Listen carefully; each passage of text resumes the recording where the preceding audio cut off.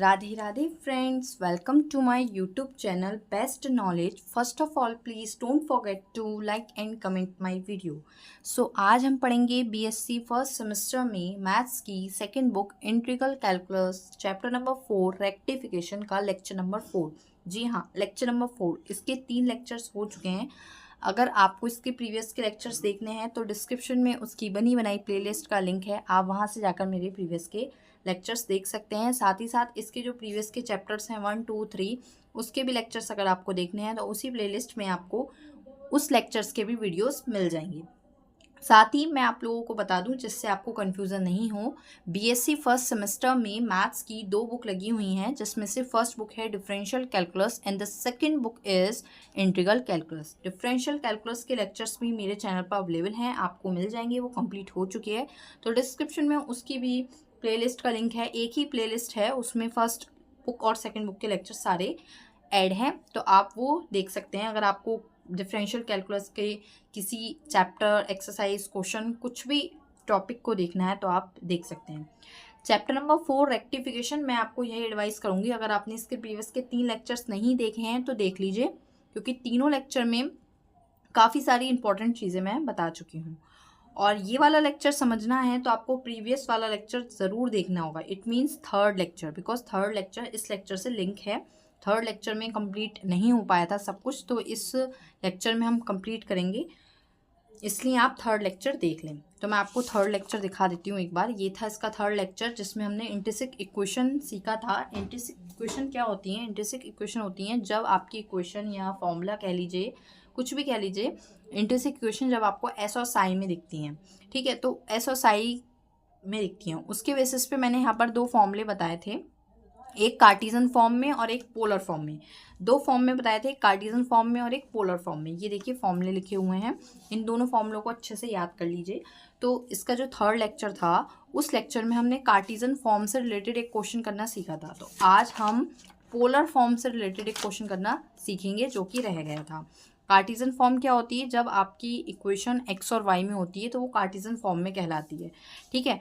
तो Cartesian form का question कर चुके हैं। पोलर फॉर्म वो होती है जिसमें हम आर और थीटा में होता है, तो उसको हम पोलर फॉर्म बोलते हैं, जब आपकी इक्वेशन आर और थीटा में होती है, ठीक है।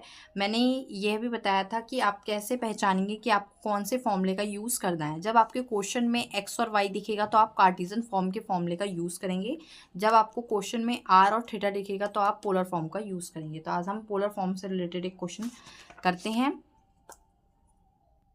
सो आप यहाँ पर लिख भी सकते हैं कि जो आज हम क्वेश्चन करने वाले हैं वो पोलर फॉर्म का होगा, ठीक है। सो मैं यहाँ पर पहले एक क्वेश्चन नोट करती हूँ, फिर आपको स्टेप बाय स्टेप समझाऊंगी। सो क्वेश्चन है r equals to a 1 minus cos theta, ये क्वेश्चन है, ठीक है। r इक्वल्स टू के a 1 माइनस कॉस थीटा। अब देखिए, जैसा मैंने आपको बताया था, क्वेश्चन में ही आपको दिख जाएगा, यहाँ पर r है और यहाँ पर थीटा है। क्वेश्चन आपका r और थीटा में, इट मीन्स आपको यहाँ पर पोलर फॉर्म वाला फॉर्मूला लगाना है, क्योंकि बच्चे आधे से ज़्यादा इसमें कंफ्यूज रहते हैं कि हमें कौन सा फॉर्मूला किस में यूज़ करना है, ये वाला कि ये वाला। तो इस तरह से आपको पहचानना है। तो देखिए, फॉर्मूला मैं नोट नहीं कर रही हूँ, क्योंकि मैंने यहाँ पर नोट किया था और बहुत अच्छे से एक्सप्लेन किया था। मैं आपको दोबारा पढ़कर बता देती हूँ। साई इक्वल्स टू क्या होता है? Theta plus phi. It means psi जो है यहाँ पर एक एंगल है और थीटा और फाई सब कुछ एंगल हैं। 2 एंगल्स को मिलाकर एक एंगल बन रहा है साई, जो कि थीटा और फाई एंगल्स को मिलाकर बन रहा है, पहली चीज़। दूसरी, यहाँ पर एक फॉर्मूला है टेन फाई का, जिस तरह से कार्टेशियन फॉर्म में टेन साई का था, ऐसे ही इसमें है टेन फाई का, equals to R D theta by D R, ठीक है। और बाकी मैंने बताया था एस जो है वो कर्व की लेंथ है, एस जो है वो कर्व की लेंथ है, तो उसका फॉर्मूला है integration 0 to theta within under root r square plus d are by D theta का whole square within under root D theta. इस फॉर्मूले का हम आज यूज़ करेंगे, तो इसे ही समझते हैं। एक और फॉर्मूला है, इसका यूज़ हम बाद में करेंगे, तो हम आगे सीख लेंगे, मैं दोबारा बता दूँगी। सो जैसा कि आपने फॉर्मूले में देखा, आपको लेंथ निकालने के लिए D R by D theta चाहिए, आर चाहिए, D R by D theta चाहिए। तो देखिए, आर तो आपको गिवन है, आर की वैल्यू आपको गिवन है, तो आपको आर फाइंड नहीं करना पड़ेगा। लेकिन D are by D theta नहीं है, उसको फाइंड करने के लिए आपको मेहनत करनी पड़ेगी। D R by D theta कैसे निकलेगा, जब हम आर का थीटा के रेस्पेक्ट में डिफ्रेंसिएशन करेंगे। सो हम यहाँ लिखते हैं differentiation with respect to theta. ठीक है, अब हम जब डिफ्रेंसिएशन करेंगे थीटा के रेस्पेक्ट में, तो d are by D theta, theta के रेस्पेक्ट में आर का differentiation. A is a constant term, constant term का डिफ्रेंसिएशन ऐसे ही रहता है। देखिए मैंने इसके फर्स्ट सेकंड थर्ड तीनों लेक्चर्स में बोला है, अच्छे से बोला है मैंने कि आपको डिफ्रेंसिएशन आना चाहिए, इंटीग्रेशन आना चाहिए। ये चैप्टर देखिए, बुक का नेम ही देखिए, इंटीग्रल कैलकुलस। फर्स्ट बुक का नाम था डिफरेंशियल कैलकुलस। तो फर्स्ट बुक में डिफ्रेंसिएशन है भर भर के, सेकंड बुक में इंटीग्रेशन है। सो इन चैप्टर्स में आपको इंटीग्रेशन और डिफ्रेंसिएशन अच्छे से आना चाहिए, आपका स्ट्रॉन्ग होना चाहिए। ठीक है, तो d are by D theta, a is a constant term, a का डिफ्रेंसिएशन एज इट इज, 1 का डिफ्रेंसिएशन 0, माइनस कॉस थीटा का डिफ्रेंसिएशन कितना होता है साइन थीटा माइनस के, तो ये ऑटोमेटिकली प्लस का हो गया। सो आपका जो D R by D theta आया है वो आया है ए साइन थीटा। देखिए यहाँ बच्चे कंफ्यूज हो जाते हैं कि कांस्टेंट टर्म को कभी तो एज इट इज लिख देते हैं, कभी उसका डिफ्रेंसिएशन 0 कर देते हैं। तो ये बात ध्यान रखिए कि एज इट इज़ तब लिखते हैं जब वो मल्टीप्लाई में होता है या फिर डिवाइड में होता है। जब जब आपका कांस्टेंट टर्म मल्टीप्लाई या डिवाइड में होगा वो एज इट इज़ लिखा जाएगा डिफ्रेंसिएशन में। लेकिन अगर वो प्लस या माइनस में होगा तब उसका डिफ्रेंसिएशन 0 हो जाएगा, क्योंकि वो एक सेपरेट टर्म हो जाएगा। अभी ये जो ए है वो इसके साथ अटैच है साइन थीटा के साथ, इसलिए इसको 0 नहीं कर सकते। अगर इसको 0 कर देंगे, मल्टीप्लाई या डिवाइड में कांस्टेंट टर्म को 0 कर देंगे तो पूरा ही डिफ्रेंसिएशन 0 हो जाएगा, जो कि गलत है। इसलिए जब जब आपका डिफ्रेंसिएशन सेपरेटली प्लस या माइनस में होगा तब ही उसका डिफ्रेंसिएशन 0 होगा। ठीक है, ये कॉन्सेप्ट को क्लियर रखिए डिफ्रेंसिएशन के। तो d are by D theta की वैल्यू आ चुकी है आपके पास ए साइन थीटा, जो कि आपको चाहिए था। देखिए आपको ये चाहिए था, d are by D theta आ चुका है। अब हम tan फाई निकालते हैं। tan फाई भी चाहिए एंगल, क्योंकि लास्ट में आपको जब इंटरसेक्ट फॉर्म निकालनी होगी तो आपको फाई की नीड होगी। तो tan फाई का जो फॉर्मूला था वो कितना था, are D theta by D are, यही फॉर्मूला था are D theta by D R. तो इसका ही आपको यूज़ करना है। तो देखिए tan phi equals to R, R की वैल्यू कितनी है, आर है A 1 minus cos theta, and D theta by D R तो नहीं पता हमें, लेकिन D are by D theta तो पता है। इसका अपोजिट पता है हमें, D are by D theta पता है ए साइन थीटा, बट हमको चाहिए क्या, D theta by D R. तो हम इसको क्या कर देंगे, पलट देंगे, यानी कि नीचे आ जाएगा ए साइन थीटा। ठीक है, ये चीज़ समझ में आई। अब यहाँ पर ए से ए कैंसिल, कितना बचा, 1 minus cos theta over sine theta. अब देखिए इसको ध्यान से, tan फाई निकालना है, 1 माइनस कॉस थीटा है, 1 हटाने के लिए जब जब 1 के साथ कॉस होता है, चाहे वो माइनस में हो या फिर प्लस में हो, तो उसमें हमें 1 कैंसिल करना होता है जब कॉस के साथ होता है। तो 1 कैंसिल करने के लिए यहाँ पर हम कॉस टू थीटा के फॉर्मूले का यूज़ करते हैं। ठीक है, अब जब माइनस में होता है तो हम साइन वाले फॉर्मूले का यूज़ करते हैं, 1 minus 2 sign square theta by 2 upon sine theta का भी लगाएंगे यहाँ पर, 2 साइन टू थीटा का 2 sine theta by 2 cos theta by 2। देखिए मैं इसको अच्छे से समझाती हूँ ये कैसे बना। कॉस टू थीटा के 3 फॉर्मूले होते हैं, जिसमें से 2 फॉर्मूले ऐसे होते हैं जब जब कॉस के साथ 1 होता है उसको हटाने के लिए उन फॉर्मूलों का यूज़ करते हैं। एक होता है 1 minus 2 sign square theta by 2, एक होता है 2 कॉस स्क्वायर थीटा माइनस 1। जब माइनस वाला होता है तो साइन का यूज़ करते हैं, जब प्लस वाला होता है तो कॉस वाले फॉर्मूले का यूज़ करते हैं। यहाँ पर 2 थीटा नहीं है, एंगल का हाफ है, थीटा है, तो यहाँ पर हमने एंगल का हाफ कर दिया थीटा बाई 2। क्लियर। अब देखिए हमने यहाँ पर इस फॉर्मूले का यूज़ इसलिए करा, देखिए 1 minus 1 minus minus plus 2 sign square theta by 2। अब जब हम ऊपर एंगल को चेंज कर रहे हैं तो नीचे भी एंगल चेंज करना होगा। साइन थीटा का फॉर्मूला लगाया है, साइन टू थीटा का 2 साइन थीटा कॉस थीटा, तो इसका भी एंगल का हाफ करा है, 2 sine theta by 2 cos theta by 2। अब देखिए 1 से 1 कैंसिल, 1 से 1 कैंसिल करने के लिए हमने यहाँ पर इस फॉर्मूले का यूज़ किया था। उसके बाद 2 से 2 कैंसिल, साइन से साइन की एक पावर कैंसिल, कितना बचेगा, sign theta by 2 upon cos theta by 2। Graduation की मैथ्स कर रहे हैं, 12th ख़त्म हो चुका है, बीएससी फर्स्ट सेमेस्टर में आ चुके हैं, तो मैथ्स का लेवल तो थोड़ा बढ़ेगा ही, इसलिए आपको अपने माइंड की जो एबिलिटी है, कैपेसिटी है, उसको भी बढ़ाना होगा। tan phi is equals to tan theta by 2, क्योंकि साइन अपॉन कॉस कितना होता है, sine theta upon cos theta कितना होता है टेन थीटा, इसलिए हमने यहाँ पर लिख दिया है। थीटा एंगल जो होता है वही लिखते हैं। तो यहाँ से आपको फाई की वैल्यू मिल गई थीटा बाय 2। कितनी मिली फाई की वैल्यू थीटा बाय 2। अभी यहाँ पर यूज़ होगा फाई का। देखिए मैंने आपको बताया था इसके प्रीवियस वाले लेक्चर में, थर्ड लेक्चर में, इंट्रिंसिक इक्वेशन का मतलब है एस और साई में जब आपकी वैल्यू है। तो लास्ट में जब हम क्वेश्चन पूरा सॉल्व कर लेते हैं तो हमको उसको साई में बनाना होता है, एस होता ही है, साई में और बनाना होता है एंगल्स को। ठीक है, तो हम वही करेंगे। यहाँ पर मैंने बताया था फॉर्मूले में साई इक्वल्स टू के थीटा बाय फाई होता है, थीटा बाय फाई होता है, तो हम उसी का यूज़ करेंगे। साई इक्वल्स टू के थीटा प्लस फाई, यही तो होता है। अब साई साई है, थीटा थीटा है, साई की वैल्यू फाई की वैल्यू हम निकाल चुके हैं थीटा बाय 2 प्लस के थीटा बाय 2। तो यहाँ पर 2 theta plus theta 3 theta, 2 theta plus theta by 2, Sai की वैल्यू आपके पास आ चुकी है 3 थीटा बाय 2। तो देखिए आप साई की वैल्यू निकाल चुके हैं कितनी 3 थीटा बाय 2। इसका भी यूज़ आगे होगा। अब हम आ जाते हैं अपने फॉर्मूले पे। फॉर्मूला क्या होता है जो मैं अभी आपको स्टार्टिंग में बता चुकी हूँ, 0 to theta r square plus d r over d theta का whole square within under root D theta. ये फॉर्मूला होता है पोलर फॉर्म में किसी भी कर्व की लेंथ फाइंड करने का। ठीक है, इसी का हम यूज़ करेंगे। बहुत ध्यान से क्वेश्चन को करना है, थोड़ा सा क्वेश्चन जो है वो कॉम्प्लिकेटेड हो जाता है।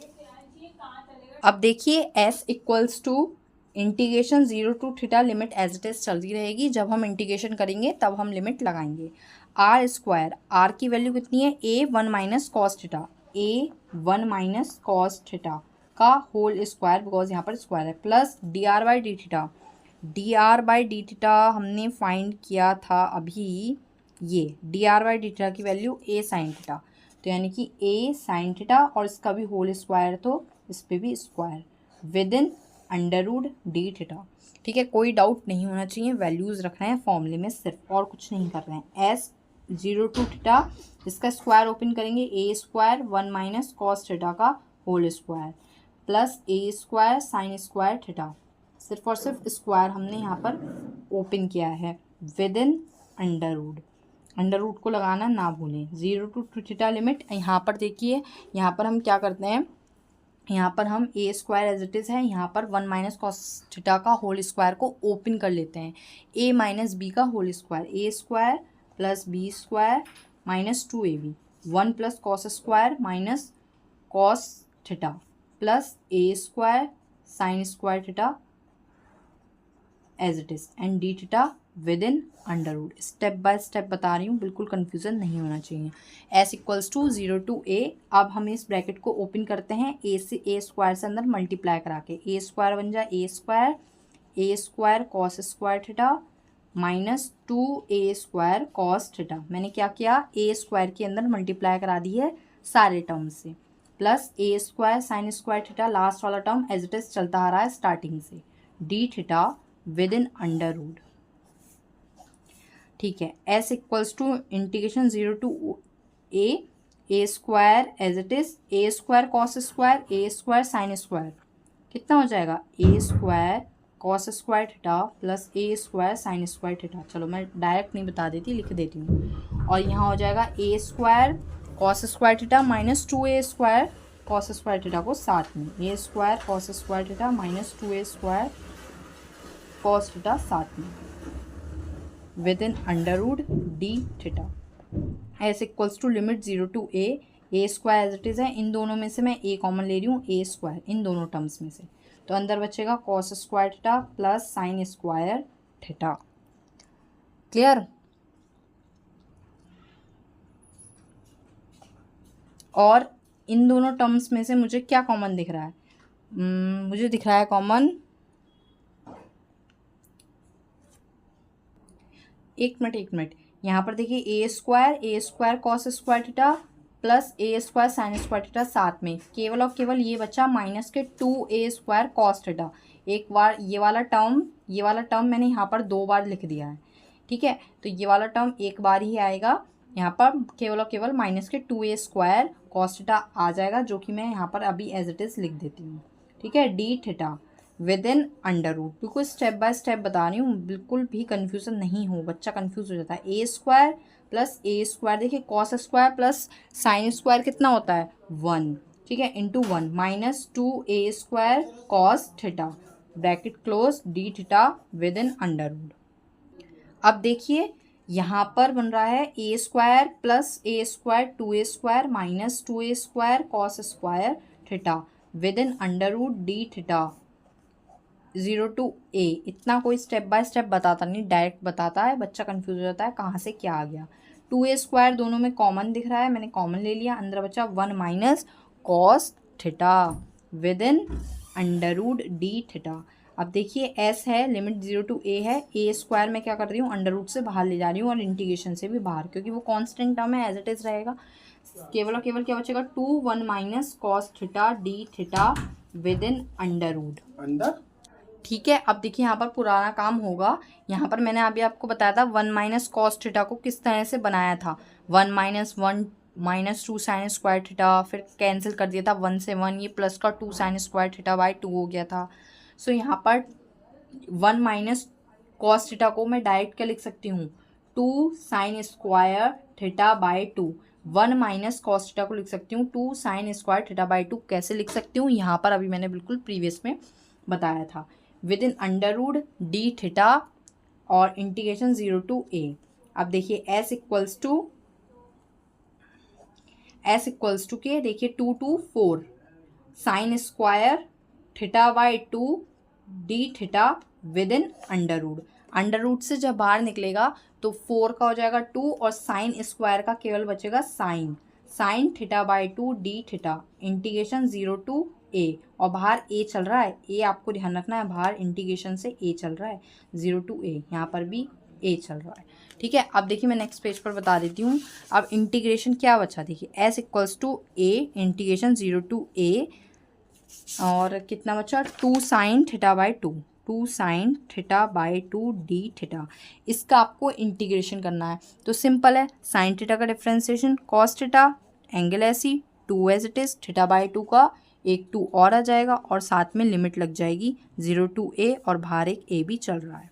सो ये हो जाएगा 2a और इंटीग्रेशन जब करते हैं साइन थीटा का तो माइनस के कॉस थीटा होती है तो माइनस का 2a, लिमिट लगाएंगे cos 2 cos theta by a, यानी कि a by 2 minus upper limit minus lower limit लगाते हैं और साथ में, अच्छा देखिए लिमिट जो थी वो 0 to थीटा चल रही थी, मैंने यहाँ पर गलत ले लिए तो यहाँ थीटा ही रहेगा। जो फॉर्मूला था, देखिए फॉर्मूला मैं आपको दिखा देती हूँ, लिमिट थी 0 to थीटा, तो मैंने हर जगह यहाँ पर 0 to a ले ली है, यहाँ पर चेंज कर दिया, 0 to थीटा ही चल रही है, 0 to a नहीं है, 0 to थीटा, ठीक है, 0 to थीटा लिमिट है। तो यहाँ पर cos theta by 2 upper limit minus lower limit, cos 0 is 1, cos 0 is 1, ठीक है। अब देखिए ध्यान से यहाँ पर क्या हो जाएगा, 2 2 ज़ा 4a माइनस के cos थीटा बाई 2 माइनस के 2a, यहाँ पर जब जाएगा ना ये 2 और एक वाला 2 तो ये 4a भारी बना लेगा, तो यहाँ पर केवल cos थीटा बाई 2 लिख सकते हैं हम, cos थीटा बाई 2 माइनस के 1, बाहर माइनस आपका चल रहा है तो cos थीटा बाई 2 माइनस के 1। अब जब हमने यहाँ पर 4a बाहर है, cos थीटा बाई 2 माइनस के 4a, इस तरह से ये बनेगा क्वेश्चन। तो इसको थोड़ा सा हम चेंज करके लिख सकते हैं, जैसे हम 4a कॉमन ले लें और साथ में माइनस को थोड़ा सा सेपरेट कर दें इधर और उधर, तो ये जो 4a प्लस का है इधर जाके माइनस का है, इधर जाके प्लस का रहेगा 4a और ये माइनस का हो जाएगा, यानी कि cos थीटा बाई 2 जो है वो आपका माइनस का हो जाएगा, ठीक है। और 4a हमने कॉमन ले लिया है तो यहाँ बचेगा 1, 4 है हमने दोनों में से कॉमन ले लिया है, 1 माइनस का cos थीटा बाई 2 और ये जो माइनस है यहाँ पर अंदर एडजस्ट कर दिया, ये थोड़ा सा कॉम्प्लिकेटेड था, इसको ध्यान से समझिए।